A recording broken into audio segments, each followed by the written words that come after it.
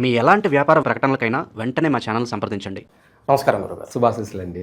గురుగారు, చిన్నజీఆర్ స్వామి చేసిన కామెంట్స్ అంతా కూడా ఇప్పుడు సోషల్ మీడియాలో చాలా వేడిగా ఉంది. మొత్తం దీని గురించి మాట్లాడుకుంటున్నారు. మన జగద్గురు ఆదిశంకరాచార్యులు గారు ఎటువంటి పీఠాలను స్థాపించలేదని 32 ఏళ్ళకి ఆయన హిమాలయాలకు వెళ్ళిపోయారని చెప్తున్నారు. మరి క్రెడిట్ అంతా విజయనగర సామ్రాజ్యానికి చెందిన వాళ్ళకి ఇస్తున్నారు.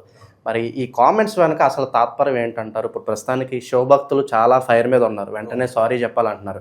ఇక్కడ హిందుత్వాన్ని చీల్చి శివభక్తులకు విష్ణు భక్తులకు మధ్య గొడవ పెట్టాలని ఉద్దేశమా లేదా దీని వెనక ఇంకేదన్నా కుట్ర ఏదన్నా దాగి ఉందా? అసలు దీన్ని ఎలా చూస్తున్నారు? ఆ కామెంట్స్ని మీరు ఎలా ఖండించబోతున్నారు గురుగారు? చాలా మంచి విషయం అడిగారు. ఎందుకంటే ఇది మనకు ఒక సనాతనమైనటువంటి ప్రశ్న. ఏమిటి? ఒక చర్చ కూడా, సనాతనమైన చర్చ. ఏమిటి సనాతనమైన చర్చ అంటే ఆదిగా అంటే మన ప్రారంభం నుంచి కూడా మన భారతదేశం అనేది కాకుండా ఈ ప్రపంచంలోనే, ఈ విశ్వంలోనే భారతదేశమే మూలం అన్నమాట. తర్వాతనే అన్నీ కూడా వ్యాపకం అంటారు. వ్యాపకం అంటే మిగతా అందరూ ఎక్కడెక్కడో వెళ్ళి వాళ్ళ జీవన విధానం కోసం విదేశాలు అంటాం కదా ఈ రోజున, సముద్రాలు దాటి అక్కడంతా వెళ్ళి అక్కడ స్థిరపడి వాళ్ళ బ్రతుకు తెరువు కోసం అలా వ్యాపకం చెందినదే ఇది. దానికి మనకు చెప్పాలంటే మయా క్యాలెండర్ అనేది విదేశీయుల యొక్క సిద్ధాంతం.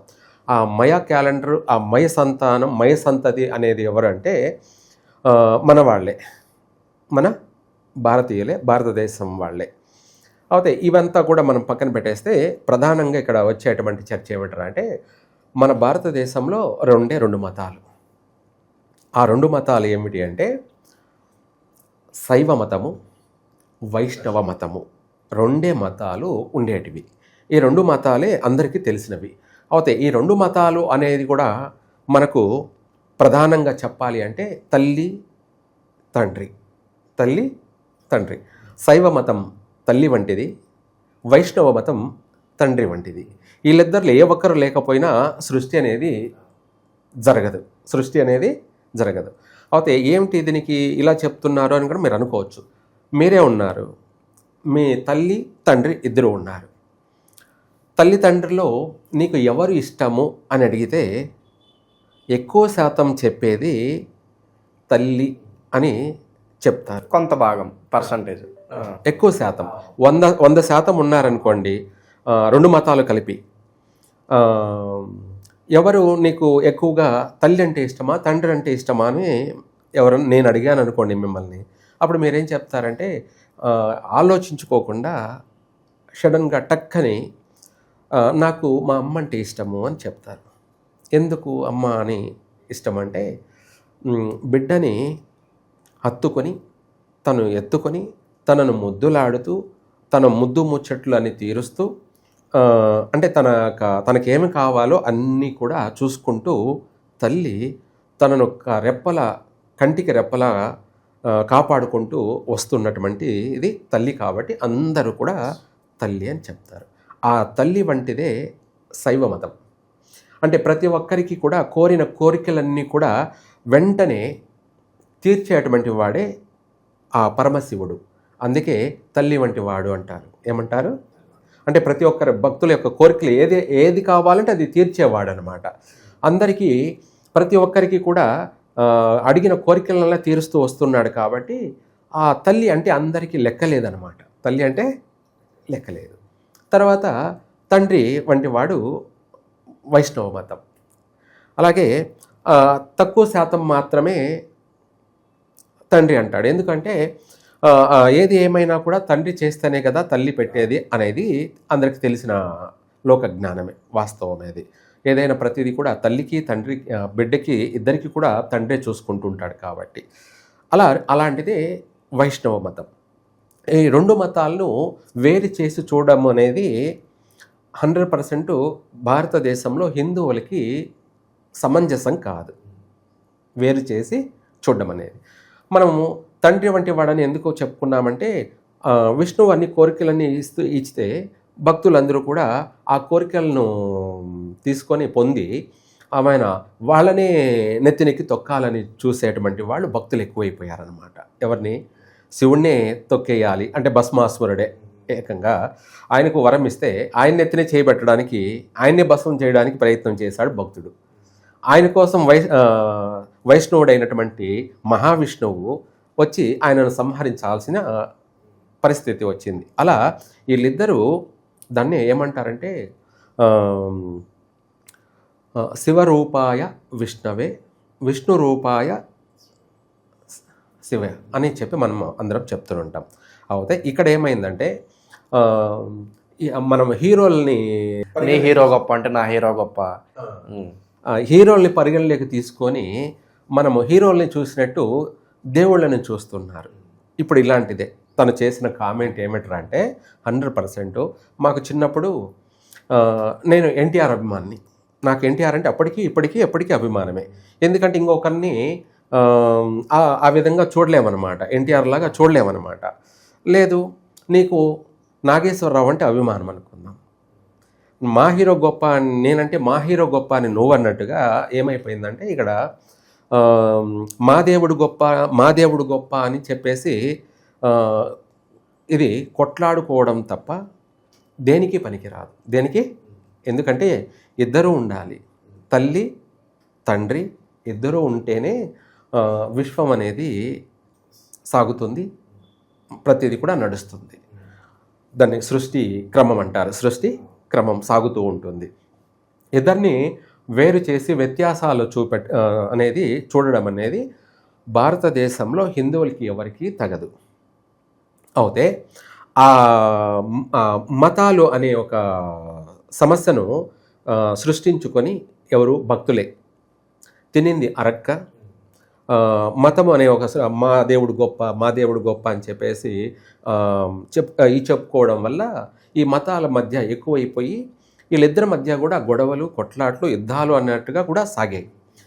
ఆ తర్వాత కాలక్రమంలో రాను వీటిని విదేశాల్లో స్థిరపడినటువంటి వీళ్ళే కొంతమంది ముస్లింలు వీళ్ళ మధ్య భేదాభిప్రాయాలను చూసి అది వాళ్ళు ఆసరా చేసుకొని భారతదేశంలోకి చొరబడి వీళ్ళిద్దరి మధ్య చిచ్చుబెట్టి వైష్ణవ మతం, శైవ మతం అని చెప్పేసి హిందువుల్ని విడగొట్టేసి విభజించు పాలించు అని చెప్పినట్టుగా వీళ్ళిద్దరిని కలవనీయకుండా వాళ్ళిద్దరి మధ్య చిచ్చు పెట్టేసి వాళ్ళు ఈ భారతదేశాన్నంతా కైవసం చేసుకొని పరిపాలిస్తూ అలాగే హిందువులందరినీ కూడా వాళ్ళ యొక్క సంఘంలోకి కన్వర్ట్ చేసుకున్నారు. తర్వాత దాంతోపాటు అనేక సంపదనంతా కూడా దోచేశారు, అనేక రాజ్యాలన్నింటినీ కూడా ఆక్రమించేశారు, రాజులుగా పరిగణలోకి వచ్చారు, రాజ్యాలను పరిపాలించారు. వీళ్ళిద్దరిని కొట్టి ఈ వైష్ణవ మతం, శైవ మతం అని ఇద్దరిని డివైడ్ చేసి కొట్టేసి వీళ్ళు భారతదేశం అనే ప్రపంచానంతా కూడా ఆక్రమించేశారు. అందులో జరిగిన ఘోరాలు, నేరాలు అనేది చాలా భయానకమైనటువంటివి, బీభత్సమైనటువంటివి, చెప్పుకుంటే కూడా భరించలేనివి, సహించలేనివి, అవి వింటే కూడా ఇంకా తట్టుకోలేనిది, అవి వింటే కూడా మరణమే శరణ్యం అన్నట్టుగా కూడా ఆలోచన వచ్చేస్తుంది. అటువంటి అంత భయానకమైనటువంటివి. అలా భారతదేశ హిందూ స్త్రీని చెరపట్టారు, సిరిని చెరపట్టారు. సిరి అంటే సంపదను చెరబట్టేశారు. అలా ఈ మతాల మధ్య వీళ్ళు వీటితో కొట్టుకోవడం వల్ల మూడో వాడికి అవకాశం దొరికింది, పరిపాలించేశాడు. ఆ తర్వాత వీళ్ళు ఇలా చేసి పరిపాలన చేస్తున్నారు, భారతదేశం అంతా ఆక్రమించేస్తారని చెప్పేసి మొఘలులు చేస్తారని చెప్పి క్రైస్తవ మతం ఏమంటే అప్పుడు భారతదేశంలోకి మూడో మతం ఎంటర్ అయి ఉన్నది, అది ఇస్లాం మతం.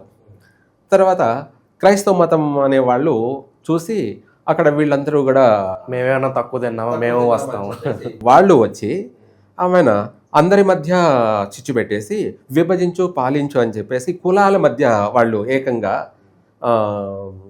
సంఘాల మధ్యగా డివైడ్ చేసేస్తారు. సంఘాల మధ్య అంటే కాపులు, కమ్మలు, రెడ్లు, అలాగే ఇలా రకరకాలైనటువంటి వాళ్ళందరినీ డివైడ్ చేసేసి ఒకరికి సంబంధాలు లేకుండా అందరినీ డివైడ్ చేసి అందులో పాపము మన ఆదివాసీలైనటువంటి దళితులని, అనేక కోయల్ని, చెంచుల్ని, లేక అనేక రకాలైనటువంటి అడవిలో జీవించినటువంటి వాళ్ళందరినీ కూడా వీళ్ళు అంటరాని వాళ్ళుగా చూస్తున్నారని చెప్పి వీళ్ళందరికీ కూడా వాళ్ళకి చెప్పి ఆమెన వాళ్ళందరినీ కూడా ఆ క్రైస్తవ మతంలోకి కన్వర్ట్ చేసేసుకొని వాళ్ళు మన సిరిని, స్త్రీని రెండు వాళ్ళు చెరబట్టారు.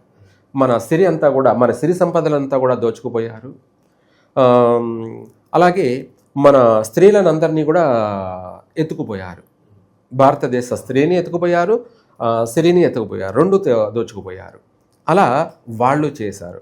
దీనికి కారణం ఏమిటి అంటే ఈ మతాలే, ఈ సంఘాలు, మతాల వల్ల హిందువులు ఒకరిని ఒకరు కలవరన్నమాట. ఇది అందరికీ తెలిసిన విషయం, అందరికీ ఉండదు అనేది కూడా తెలుసు అందరికీ. రెండోది, మనం మధ్యలో ఏదైనా చిచ్చు పెట్టామంటే ఇంకా అది బగ్గుమంటుంది అని చెప్పేసి ఈ ఇద్దరికి కూడా తెలిసిన విషయాలే. ఎవరికి? ఇస్లాం మతానికి కావచ్చు, క్రైస్తవ మతానికి కావచ్చు, బాగా తెలిసినటువంటి నాడి. ఆ విధంగా భారతదేశాన్ని వీళ్ళు పరిపాలించగలిగారు ఇద్దరు కూడా.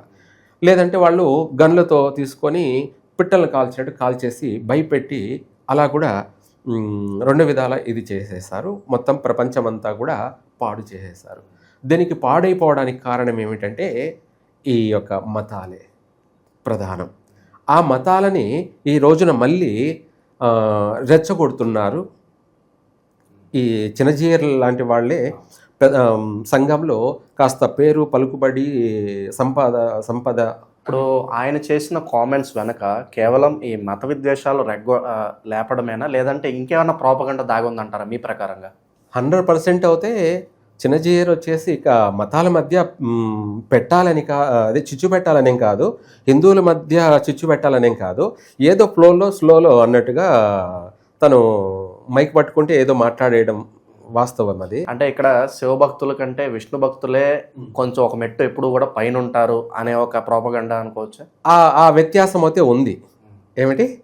ఆ వ్యత్యాసం అయితే ఉంది అనమాట. అదే ఇక్కడ వైష్ణవ మతం మయమే గొప్ప అన్నది ప్రజలలో చూపించుకోవడము అనేది 100% స్పష్టంగా కనపడుతూ ఉంటుంది క్లియర్గా.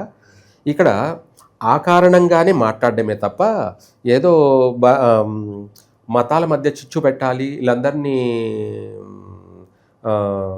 మార్చాలి అనేది కాదు వాస్తవంగా. అది కాకుండా మీరన్నట్టుగా ఆదిశంకరాచార్యులు వైష్ణవ మతస్థుడని చెప్పడాలు ఇవన్నీ చూస్తూ ఉంటే ఒక మతాన్ని పెంపొందించుకోవడానికే మాత్రమే మాట్లాడాడు తప్ప, లేదంటే మేమే అన్నీ చేసాము, మొత్తం మేమే మూలాధారము ఈ ప్రపంచానికి అని చాటి చెప్పడం అనే ప్రయత్నమే తప్ప, అయితే ఏదో ఇది మనం ఒకటి మాట్లాడితే ఇది ఎక్కడికి వెళ్తుందని ఊహించలేదు.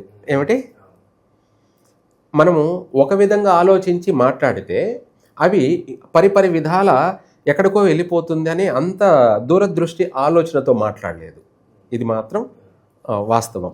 కానీ ఏది ఏమైనా ఇది 100% భారతదేశంలో హిందువులందరినీ విచ్ఛిన్నం చేయడానికి మాత్రమే, హిందువులందరినీ కూడా విడగొట్టడానికి మాత్రమే, హిందువులందరినీ కూడా చెడగొట్టడమే తప్ప ఇప్పుడే కాస్త ఇప్పుడే హిందువులందరూ కూడా లోకజ్ఞానం అనే తెలివితేటలను ఇప్పుడే కాస్త పదును పెట్టి ఉపయోగిస్తున్నారు. దాంతోపాటు హిందువులకి తగినట్టుగా బీజేపీ అని కేంద్రంలో బీజం వేసింది. అంటే సపోర్టు ప్రజలకి, ప్రభుత్వం అనే సపోర్టు ఒకటి దొరికింది. ఆ ఆసరాతోటి హిందువులంతా కూడా హిందువులము అని చెప్పేసి ఏకమవుతున్నటువంటి సందర్భంలో కాస్త చీలికలు తీసుకురావడానికి అందరము ఒకటే.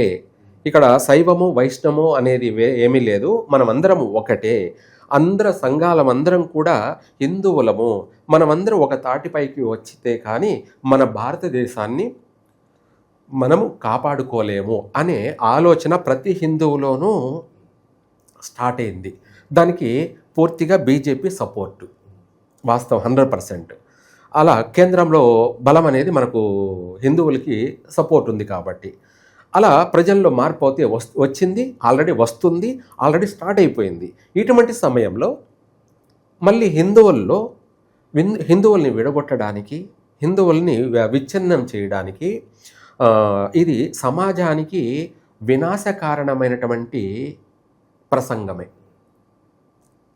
ప్రపంచానికి, భారతదేశానికి, అంటే ప్రపంచంలో అన్ని దేశాల్లో మన వాళ్ళు ఉన్నారు కాబట్టి చెప్తున్నాను ప్రపంచానికని, వీళ్ళల్లో వ్యత్యాసాలను తీసుకురావడము, వీళ్ళందరినీ విచ్ఛిన్నం చేయడము, వీళ్ళందరినీ చెడగొట్టడము, వీళ్ళల్లో విద్వేషాన్ని ప్రేరేపించే మాటలే తప్ప ఇది సమాజానికి ఉపయోగపడేటువంటి మాట అయితే కానే కాదు.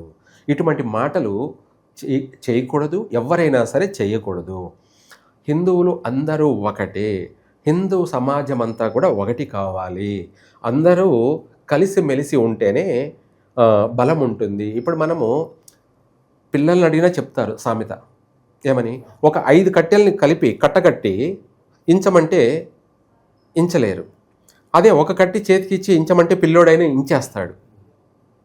ఆ విధంగా హిందువులు సంఘాల వారిగా ఒకటి, రెండోది మతాల వారిగా, ప్రధానంగా మెయిన్ మతాల వారిగా విడిపోవడం వల్ల ఏమైపోతుంది అంటే, ఇప్పుడు మనం చెప్పుకున్నట్టుగా మళ్ళీ క్రైస్తవ మతానికి 100% ఊతం ఇచ్చినట్టే అవుతుంది. అంటే ఎప్పుడైతే మనం తరివేసామో క్రైస్తవ మతాన్ని, అంటే ఆంగ్లేయుల్ని, మళ్ళీ వాళ్ళంతా కూడా భారతదేశాన్ని ఇప్పటికే 100కి 50% వచ్చి అల్లుకుపోయారు. హిందువులందరూ క్రైస్తవ మతంలోకి కన్వర్ట్ అయిపోయారు. ఈ రోజున వాళ్ళతో చాలా న్యూసెన్స్గా ఉంది భారతదేశం అంతా కూడా. అటువంటి సందర్భాల్లో ఇప్పుడు మళ్ళీ నువ్వు వైష్ణవ మతము, శైవ మతం అని చిచ్చు పెట్టడం 100% ఇది దేశద్రోహం కిందకే వస్తుంది. ఏమొస్తుంది? స్వతహాగా ఇది ఆయన చేసిన కామెంట్స్ అనుకోవచ్చా, లేదంటే వేరే మతాల పెద్దలు ఎవరన్నా దీని వెనకాల ఉండి ప్రేరేపించడం వల్ల చేసిన కామెంట్స్ ఏమన్నా అనుకోవచ్చు అంటారా? నేను వీళ్ళ వెనక పెద్దలు అని నేను నమ్మను. ఇతనే సొంతంగా మాట్లాడాడు. అంటే దీని వెనక ఏదో కుట్రతే లేదని అనుకుంటున్నాను. ఈయన మాత్రమే తను ఏదో కేవలము వేరే మతాల కంటే మా మతం కాస్త సుపీరియర్, మా కమ్యూనిటీ కొంచెం పెద్దది అని చూపించుకోవడానికి, వైష్ణవ మతంని పెంపొందించుకోవడానికి చేసిన మాటలే తప్ప దీని వెనక పెద్దలు అంటే ఎవరేం లేరు. పెద్దలంటే ఇంకా ఎవరుంటారు, రాజకీయ నాయకుల గురించి చర్చ వస్తుంది. అటువంటి లేదు 100%. వాస్తవంగా చెప్పాలి అంటే కలిసి ఉంటే కలదు సుఖం, కలిసి ఉంటే కలదు సుఖం, అంతే తప్ప ఇంకొకటి కాదు. రెండోది, ఈ మనం రెండు మతాలే కాకుండా ఇప్పుడు మన భారతదేశంలోనే మళ్ళీ ఇంకొక మతం పుట్టుకొస్తుంది. అదే సాయి మతం అని చెప్పేసి. మీ ప్రకారంగా సాయిబాబా దేవుడా కాదా గురుగారు? దేవుడు అనే మాటలతో కూడా అనడానికి అర్హత లేదుగా. తను ఇప్పుడు ఆ విషయం కూడా మనం మాట్లాడుకోవచ్చు. ఎందుకంటే ఆది శంకరాచార్యుల గురించి గుర్తు చేశారు కాబట్టి. ఎందుకంటే మాటల్లో ఆది శంకరాచార్యులు కాదు ఈ పీఠాలను స్థాపించింది అని. ఎప్పుడూ దాదాపు 1300 సంవత్సరాల కిందటనే మన ఆది శంకరాచార్యులు దాదాపు శ్రీలంక నుంచి కూడా, దక్షిణాది శ్రీలంక నుంచి కూడా మన కాశ్మీర్ వరకు, అది పాకిస్తాను, కాశ్మీర్, ఇదంతా కూడా ఉన్న శక్తి పీఠాలన్నిటికీ ఆయన ప్రాణప్రతిష్ఠ చేసి, ఎవరు? ఆది శంకరాచార్యులు ప్రాణప్రతిష్ఠ చేసి అన్ని దేవాలయాలకు జీర్ణోద్ధారణ చేసి పునఃప్రారంభ ప్రతిష్టలన్నీ కూడా చేసి అన్ని దేవాలయాల్ని అభివృద్ధి చేసి శోభాయమానంగా ఈరోజు వెలుగుతున్నాయి. అంటే అదంతా చేసింది 100% ఆది శంకరాచార్యులు. ఈయన శివ స్వరూపం, శివుడే జన్మించినటువంటి అవతారం. అది కూడా మన కేరళలో, మన దక్షిణ భారతదేశంలో కేరళలో త్రిశూర్ డిస్టిక్ అని చెప్పేసి ఆ ప్రాంతంలో ఆయన జన్మించాడు. అయితే అక్కడ జన్మించి భారతదేశంలో ప్రతి దేవాలయాన్ని, ప్రతి ప్రాంతం కూడా ఆయన శరవేగంగా ఆయన అన్ని దేవాలయాల్ని పునఃప్రారంభం చేసుకుంటూ ప్రాణప్రతిష్ఠ జీవం పోసినటువంటి వాడు. ఆ భాగంలోనే ఆయన పీఠాలను కూడా ఏర్పాటు చేశాడు. ఎవరు? ఆది శంకరాచార్యులే పీఠాలని ఏర్పాటు చేశాడు. ఇంకా చెప్పాలంటే గురువుల్లో మనకు ప్రత్యక్షంగా కనిపించేటువంటి మనుషులలో, అంటే గురువు అనగా మనకు నవగ్రహాలలో బృహస్పతిని మాత్రమే హిందువులు అందరూ కూడా గురువుగా పూజించాలి. అది వైష్ణవుల శైవుల అనే సంబంధం లేదు. హిందువులు వీళ్ళందరూ కూడా ఆయనను గురువు అనే పూజించాలి అంటే, గురువుగా భావించాలి అంటే అది బృహస్పతి అనే అటువంటి దేవతలందరికీ గురువైన వాడు బృహస్పతి. ఆయనను మనం పూజించాలి మొదటిగా. తర్వాత రెండోది, మనుషుల్లో మనకు ఎవరైనా గురువుగా పూజించాలి అంటే ఆయననే ఆది శంకరాచార్యులు. ఏమంటారు? ఆదిదేవుడని మహావిష్ణువుని అంటాం. ఆదిదేవుడని ఆయనే వైష్ణవ మతం. ఎవరు? మనకు శ్రీమన్నారాయణుడు, శ్రీ సూర్యనారాయణుడు, అలాగే ఆదిదేవుడు, ఆదివారము. ఈయనను మనము ఆదిదేవుడుగాను మహావిష్ణువునుగా మనం ఆయనను పూజిస్తాం. ఇది వైష్ణవ మతం. అలాగే చంద్రుడు నక్షత్రాలతో కూడుకొని ఉన్నటువంటి ఆ చంద్రుడిని శైవ మతంగా మనం పూజిస్తాం. ఎందుకంటే శివుడి శిరస్సును ఉన్నటువంటి నెలవంక కాబట్టి ఆయనను మనము శివస్వరూపం, ఆయనే శివుడు అని కూడా మనము భావిస్తాము. అలాగే ఆయనను తల్లిగా కూడా భావిస్తాము. ఈ సూర్యచంద్రులే ఈ విశ్వానికి దిక్చూచి అని చెప్పేసి మన యొక్క సనాతనమైనటువంటి సిద్ధాంతము. అలాగే మనము మనము అనేక విధాలు కూడా పూజించుకుంటూ వస్తుంటాం కాబట్టి ఆ శైవ మతంగా ఆ యొక్క ఆది శంకరాచార్యులను గురువుగా, అందుకే వాళ్ళిద్దరిని మనము ఆదిదేవుళ్ళని ఎలా అంటున్నామో అదేవిధంగా మనుషుల్లో ఇంత ప్రపంచమంతా కూడా, భారతదేశం అంతా కూడా పునఃప్రారంభం చేసి పునఃప్రతిష్ఠ చేసి దేవాలయాలన్నిటికీ జీర్ణోద్ధారణ చేసినటువంటి ఆ ఆది శంకరాచార్యులని మనము గురువుగా పూజిస్తాం. ఆది శంకరాచార్యులని గురువుగా ఆది అని అన్నాం. ఏమిటి? గురువుల్లో ఆది, ఆయనను మనం పూజించాలి, ఆది శంకరాచార్యుని. ఇప్పుడు మనం ఏం చేస్తున్నాం? నిన్న కాక మొన్న వచ్చినటువంటి సాయిబాబా, నిన్న కాక మొన్న అంటే ఏంటి, 1890 ఆ ప్రాంతంలో జన్మించి అతను 1930 ఆ ప్రాంతంలో తను చనిపోయాడు. తననే ఇప్పుడు గురువుగా చేసుకొని భారతదేశం అంతా కూడా పూజిస్తుంది. గురువు అంటే ఆయనే గురువు. గురువు అనేదాన్నే మనము గురు పౌర్ణమిగా సాయిబాబాను పూజిస్తున్నారు. ఇదంతా మన హిందూ మతంలో జరుగుతున్నటువంటి కుట్రలు కుతంత్రాలు. ఏమిటి? కుట్రలు కుతంత్రాలు. ఇందులో హిందువులందరినీ కూడా చిన్న భిన్నం చేయడమే. ఇప్పుడు ఈయన వచ్చేసి వైష్ణవ మతం మేమే, ప్రపంచమంతా మేమే అన్నీ చేసింది అని చెప్పడం. దానికి కూడా ఆయన ఇంకొకటి కూడా చెప్తూ మన రాయలసీమను, కర్ణాటక ఈ అంత ప్రాంతాలంతా కూడా పరిపాలించినటువంటి బుక్కరాయలు అంటే మన శ్రీకృష్ణదేవరాయలు,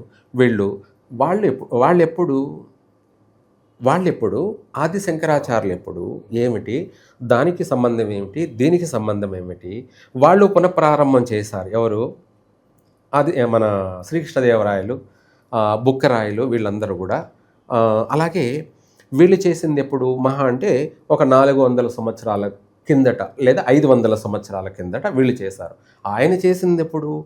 1300 సంవత్సరాల కిందట. ఎంత వచ్చిపోయి. మన ఆది శంకరాచార్యులు ఎప్పుడో ఆయన పునఃప్రతిష్ఠ జీర్ణోద్ధారణ చేసుకొని వచ్చేది. ఆ తర్వాత మళ్ళీ ఎప్పుడో కొన్ని వందల సంవత్సరాలు జరిగిన తర్వాత శ్రీకృష్ణదేవరాయలు, ఆ తర్వాత బుక్కరాయలు, ఆ తర్వాత వీళ్ళందరూ కూడా మళ్ళీ చేసుకుంటూ వచ్చారు. అంతే తప్ప వీళ్ళే చేశారని చెప్పడానికి అయితే ప్రామాణికమే లేదు. నక్కకు నాగలోకానికి సంబంధం పెట్టకూడదు. అలా మనం ఏదైనా సరే మాట్లాడేది ప్రతిదీ ప్రజలు అందరూ చూస్తూ ఉంటారు. మనం మాట్లాడేది అందరూ వింటూ ఉంటారు, అందరూ చూస్తూ ఉంటారు. ఎవరు ఏం మాట్లాడుతున్నారు, ఎవరు ఏం చెప్తున్నారు, ఎటువంటి సందేశం ఇస్తున్నారు అన్నది చిన్నపిల్లలు కూడా గమనిస్తారు. కాబట్టి దీనివల్ల మన భారతదేశానికి, హిందూ సమాజానికి ఇది మాత్రము తీరని ఒక నష్టమే.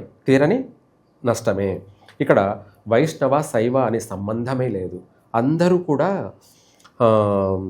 తల్లి తండ్రిగా పూజించాలే తప్ప తల్లి తండ్రిగా పూజించాలి. తల్లి అంటే పరమేశ్వరుడు, తండ్రి అంటే మహావిష్ణువు. ఆయనను భక్తిలో ఏమాత్రం వ్యత్యాసం లేకుండా, తేడా లేకుండా, ఎటువంటి ఆలోచనలు ఈర్ష్యాద్వేషాలు లేకుండా ప్రజలైతే భక్తి శ్రద్ధలతో ఇద్దరిని కూడా పూజిస్తూ, ఇద్దరిని ప్రేమిస్తూ, ఇద్దరిని కూడా తల్లి తండ్రిగా ఆరాధిస్తూ ఉన్నారు. అటువంటి ప్రజల్ని ఈ యొక్క మనం మాట్లాడిన ఏదైతే ఉందో ఈ మాటలు ప్రజలందరినీ కూడా విచ్ఛిన్నం చేయడం అన్నమాట. విచ్ఛిన్నం అంటే ఇందాక నువ్వు అన్నట్టుగా మా హీరో గొప్ప అంటే మా హీరో గొప్ప అన్న సామెత కింద.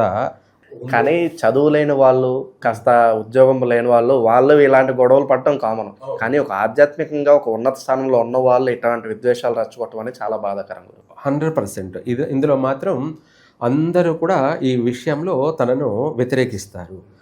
అదే కాకుండా అందరిలో తను చులకనైపోతాడు. అందరిలో ప్రజలందరిలో కూడా. సో ఇప్పుడు ఫైనల్గా ఏమంటారు, అతను వచ్చి బహిరంగంగా క్షమాపణలు చెప్పాల్సింది అంటారా ప్రతి ఒక్కరు కూడా? వాస్తవంగా చెప్పాలంటే మరి మెసేజ్ ఇవ్వాలి కదా. ఏదైనా మనము మాట్లాడింది నువ్వే కాబట్టి నువ్వే దాన్ని ఫుల్ స్టాప్ పెట్టేయాలి. దాన్ని నువ్వే ఫుల్ స్టాప్ పెట్టినప్పుడే అది బాగుంటుంది. అందరూ కలిసి బలంతాన చెప్పి పెట్టించడం వేరు. నువ్వు హిందువులందరికీ కూడా నీ అంతటా నువ్వే ఒక మెసేజ్ ఇస్తే బాగుంటుంది. అది నువ్వు మనస్ఫూర్తిగా నువ్వు ఇచ్చినట్టు అవుతుంది. మేమందరం కలిసి నువ్వు తప్పు అని నిన్ను తప్పుబట్టి ఏదో బలవంతంగా నువ్వు ఇష్టం లేకుండా చెప్పడం వేరు. అది ఇష్టపడి చెప్పేది వేరు. కానీ ఇటువంటివి ఎవ్వరైనా చేయకూడదు.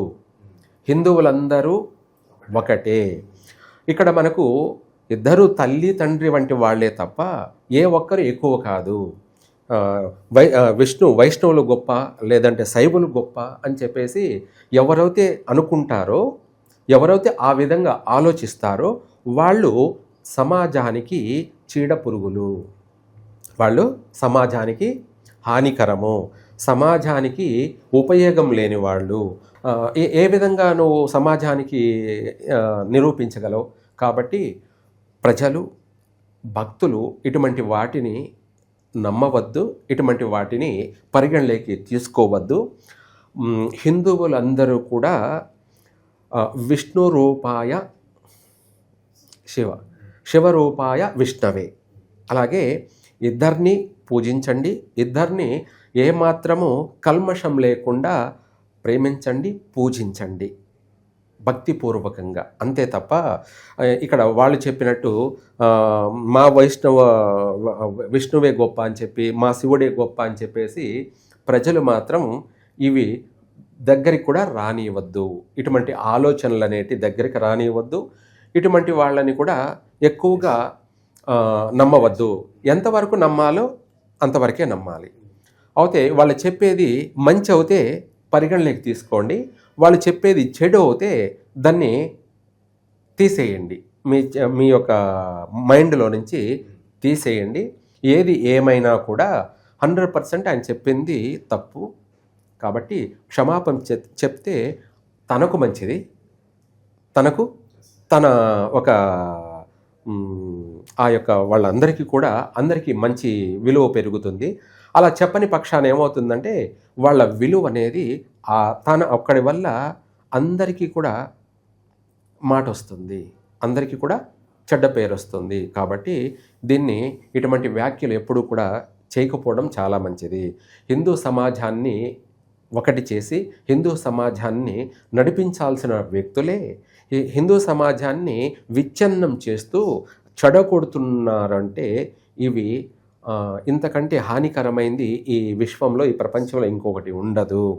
అందరూ ఒకటే, అందరూ సమానమే, అందరూ కూడా. ఇక్కడ మనకు వైష్ణవం శైవం అనేది నాకు లేనే లేదు, నేను పట్టించుకోను కూడా. విష్ణు దగ్గరికి వెళ్ళాము అంటే మనము ఆయనను ప్రేమతో భక్తితో పూజించాలి. ప్రతి ఒక్కరు కూడా సూర్య నమస్కారం ఎందుకు చేసుకుంటారు? హిందూ ప్రతి ఒక్కరూ సూర్య నమస్కారం చేస్తారు. ఎవరు? శివభక్తులైనా విష్ణు భక్తులైనా ఎవరైనా కూడా సూర్య నమస్కారం చేస్తారు. ఎందుకు? ఆయన మహావిష్ణువు. ఆయనను మనము భక్తి శ్రద్ధలతో పూజించాలే కానీ నువ్వు మా దేవుడు కాదంటే ఎట్లా? అలాగే వైష్ణవులు శివాలయాలను దర్శిస్తున్నారు. ఎవరు? భక్తులు. అన్ని విధాల వాళ్ళు భక్తి శ్రద్ధలతో పూజిస్తున్నారు. అటువంటి వాళ్ళందరినీ ఇప్పుడు కలత చెందే విధంగా వ్యాఖ్యానాలు ఇవి. ఇటువంటివి వన్ సైడ్ వ్యాఖ్యానాలు, అంటే మొత్తం మీద సమాజానికి హానికరమైనటువంటి మాటలు. కాబట్టి మాట్లాడిన మాటల్ని వెనక్కి తీసుకొని మళ్ళీ ప్రజల్లో నీ యొక్క ఉనికి చాటుకో. అంటే అది నీకోసమే. అందరూ కూడా నిన్ను గౌరవభావంతో చూసే విధంగా నువ్వు నడుచుకుంటే అది నీకు మంచిది. లేదంటే ప్రజలందరూ కూడా ఎవరేం మాట్లాడుతున్నారు, ఎవరేం చెప్తున్నారు, ఎవరేం చేస్తున్నారు అనేది ప్రజలు నిన్ను అసహించుకునే ప్రమాదం ఉంది. నువ్వు ప్రజల్లో చులకనైపోయే అవకాశం కూడా ఉంది. కాబట్టి అంతవరకు రానికుండా నీ గౌరవాన్ని నువ్వు కాపాడుకోవడం చాలా మంచిది. మాకు సంతోషమే, మాకు కూడా నువ్వు బాగుండాలన్నదే నా కోరిక. అంతే తప్ప ప్రజల్లో చెడ్డ పేరు తెచ్చుకోకూడదు అన్నది నా యొక్క అభిప్రాయం. ఫైనల్గా ప్రజల్లో నువ్వు చెడ్డవాడి కాకూడదు, ప్రజలందరిలో కూడా మంచివాడిగా నీవు కొనసాగాలి, ఇంకా గొప్పగా పేరు ప్రఖ్యాతలు సంపాదించుకోవాలి అందరిలో అన్నదే నా యొక్క కోరిక. చాలా మంచి విశ్లేషణ అందించారు గురుగారు. ఈ హిందువులు ఇప్పటికైనా సరే మా దేవుడు గొప్ప, ఈ దేవుడు గొప్ప, ఆ మతం గొప్ప, ఇలాంటి ప్రోపగండాలో ఇరుక్కోకుండా అందరూ కూడా కలిసిమెలిసి ఉండాలని చెప్పి మనస్ఫూర్తి కోరుకుందాం. ధన్యవాదాలు. సర్వే జన సుఖినో భవంతు.